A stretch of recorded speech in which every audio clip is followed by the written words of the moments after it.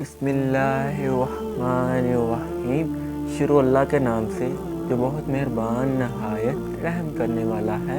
السلام علیکم ورحمۃ اللہ وبرکاتہ۔ چھاتر دوستو، کل ہم نے پڑھا تھا حضرت حوا علیہ السلام کی پیدائش کا واقعہ۔ آج ہم پڑھیں گے حضرت آدم علیہ السلام اور ایک بیل کا عجیب واقعہ۔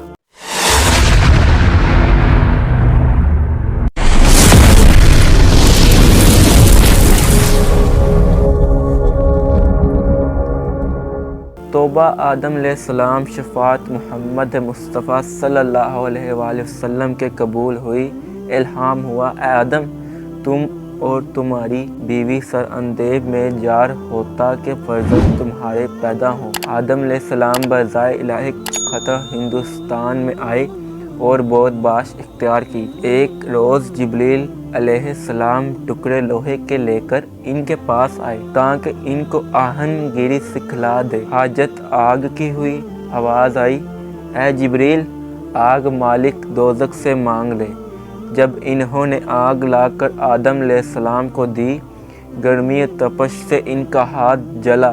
آدم نے زمین پر ڈال دی۔ وہ آگ 7 طبق زمین کے چھید کر کے پھر دوزخ میں چلی گئی، اور خبر ہے اس طرح 7 دفعہ دوزخ سے لائے، پھر دوزخ میں جا داخل ہوئی۔ آواز آئی، اے جبریل، 7 دریائے رحمت سے دھو کر اسے لاؤ، تب ٹھہرے گی۔ کہ جب جبریل نے آگ لانے میں عاجز رہے، تب حق تعالیٰ نے ارشاد ہوا آدم علیہ السلام کو۔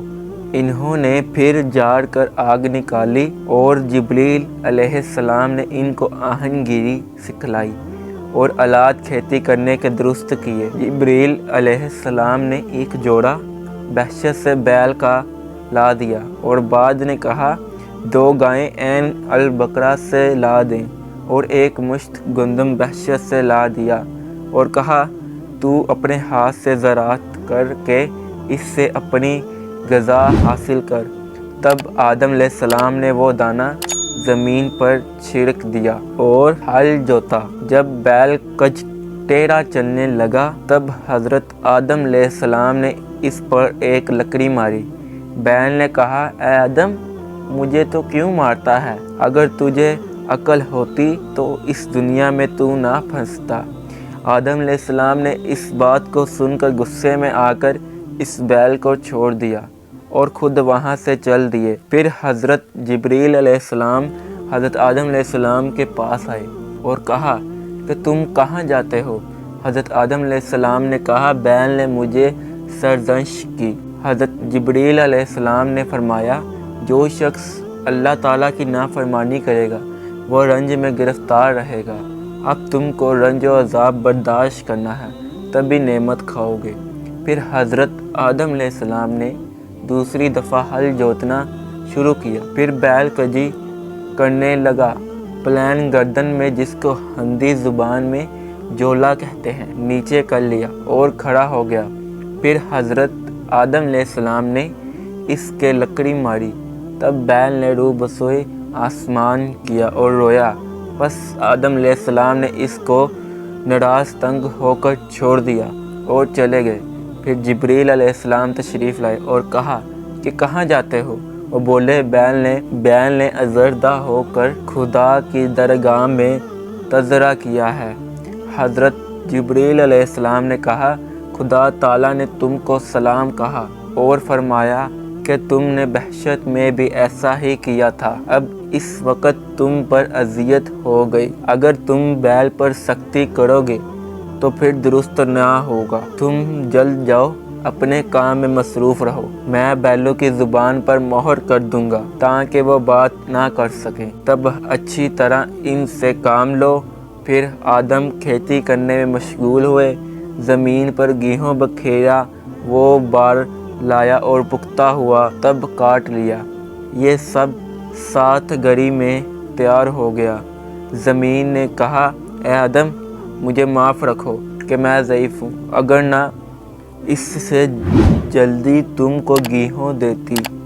آدم علیہ السلام نے جب گیہوں کو مل کر صاف کر کے کھانا چاہا، تب جبریل علیہ السلام نے فرمایا، اول گیہوں کو پیس پانی کے ساتھ خمیر کر کے آگ میں سینک۔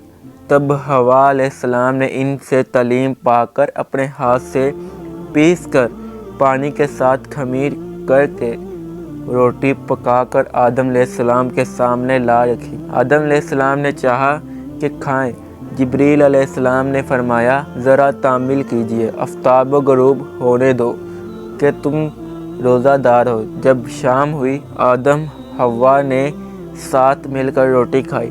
پھر دوسرے روز جب اشتہا کھانے کی ہوئی تو آدم علیہ السلام نے دیکھا کہ ایک کھال سیاہ سینے پر میرے نمودار ہے اور جلدی بڑھ گیا ہے، یہاں تک کہ حفظ و اندام ان کے سیاہ رنگ ہوئے اور وہ ڈرے اور معلوم کیا کہ شاید مجھ پر دوسری پریشانی آ گئی۔